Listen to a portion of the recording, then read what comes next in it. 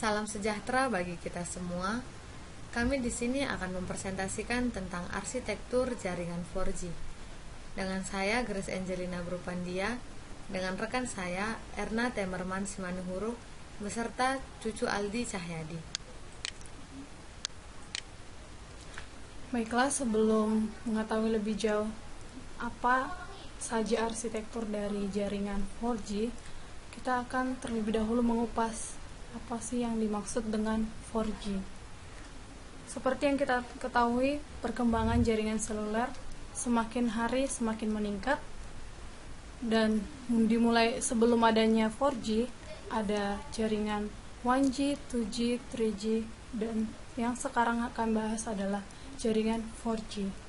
Jaringan 4G merupakan generasi keempat yang mulai dikenalkan sekitar tahun 2009-2010.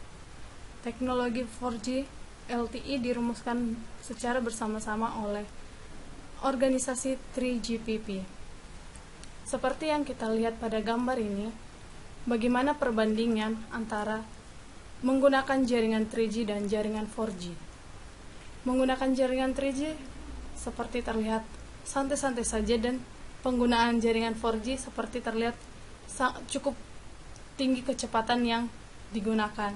Namun, sejauh ini ekspektasi untuk penggunaan jaringan 4G tidaklah terimplementasikan seperti keinginan dari awal. Baiklah, kita akan masuk ke bagian arsitektur jaringan 4G.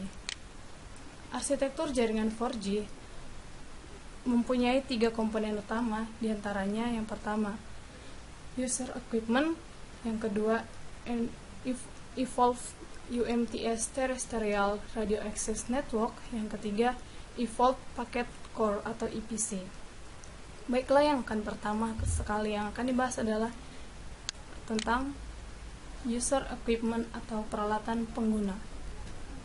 Nah, selanjutnya user equipment atau UI atau peralatan pengguna adalah sebuah mobile equipment atau ME atau peralatan mobile. Peralatan mobile terdiri dari 3 modul penting, di antaranya mobile termination yang menangani semua fungsi komunikasi. Yang kedua, terminal equipment yang mengakhiri aliran data. Dan yang ketiga, Universal Integrated Circuit Card atau dikenal juga sebagai kartu SIM untuk peralatan LTE. Selanjutnya adalah Evolved UMTS Terrestrial Radio Access Network atau biasa disebut dengan UTRAN. UTRAN adalah sistem arsitektur LTE yang memiliki fungsi menangani sisi radio akses dari UI ke jaringan core. Seperti yang kita lihat pada ilustrasi UTRAN, di sini ada handphone atau sebagai UI, di mana fungsinya dia akan berada di paling ujung atau paling dekat dengan pengguna atau user. Selanjutnya ada InnoD B atau INB.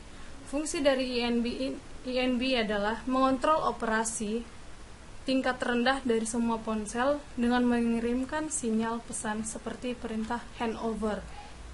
Nah, selanjutnya ada EPC atau Evolved Packet Core.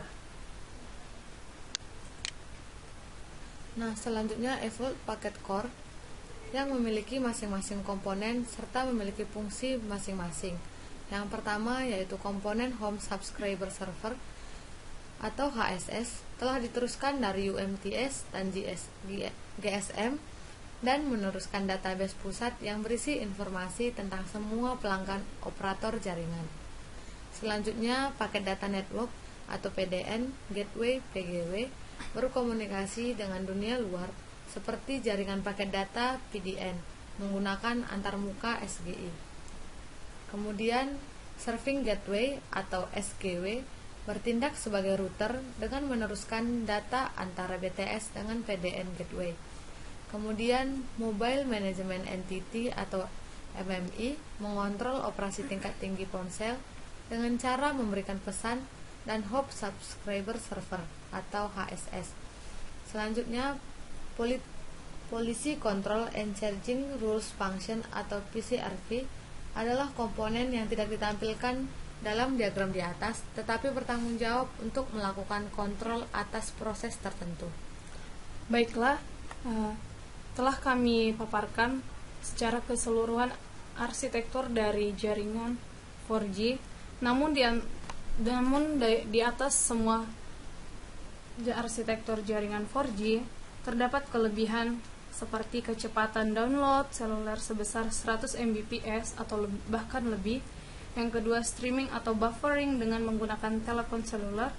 Yang ketiga, pengalaman internet menjadi lebih cepat. Yang keempat, video call menjadi lebih lancar dan sangat mempermudah komunikasi. Di samping terdapatnya banyak kelebihan dari penggunaan jaringan 4G, terdapat beberapa kekurangan, diantaranya masih sedikit cakupan wilayah yang tercover oleh jaringan 4G LTE, contohnya daerah pedesaan. Yang kedua, untuk dapat menikmati jaringan 4G LTE harus melakukan proses penukaran SIM card terlebih dahulu.